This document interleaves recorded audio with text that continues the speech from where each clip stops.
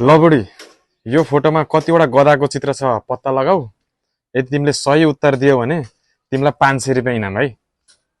ल भन यसमा कतिवटा चित्र छ?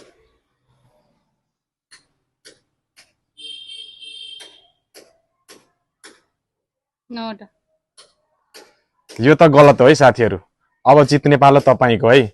ल यो फोटोमा कतिवटा गधाको चित्र छ सही उत्तर दिनुस् र भिडियोलाई 10 वटा ग्रुपमा शेयर गर्नुस् र मलाई फलो गर्नुस् र यदि उत्तर तपाईको सही भयो भने लकी ड्रमा एकजनाले 500 रुपियाँ जित्नुहुने रहेछ है। साथीहरू तपाईलाई पनि मोमोको टल्ला बनाउन आउँदैन भने यो भिडियो पुरा हेर्नु होला र सिकेर आफू पनि बनाउनु होला र भिडियो शेयर गरेर अरूलाई पनि सिकाउनु होला है। त्यही भएर भिडियोलाई चाहिँ शेयर गर्न नबिर्सिनु होला है साथीहरू। नेपाललाई माया गर्ने जति पनि साथीहरू हुनुहुन्छ यो फोटोमा नेपालको फ्ल्याग कति नम्बरमा छ पत्ता लगाउनुस् र आई लभ नेपाल लेखेर त्यो नम्बर कमेन्ट गर्नुहोस् है। ल हेरौँ है त कतिजना नेपाललाई माया गर्ने साथीहरू हुनुहुँदो रहेछ है त। सानी ल यहाँ हेर त यो बाघलाई एउटा डोरीले बाँधेको छ हैन। यो डोरी लगेर कति नम्बरको किलामा बाँधेको छ ल भन त? 2 नम्बरको। पक्का हो? ना 3 नम्बरको।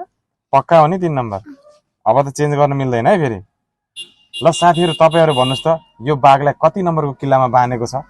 जसले पत्ता लगाउनुहुन्छ कमेन्ट गर्न नबिर्सिनु होला है।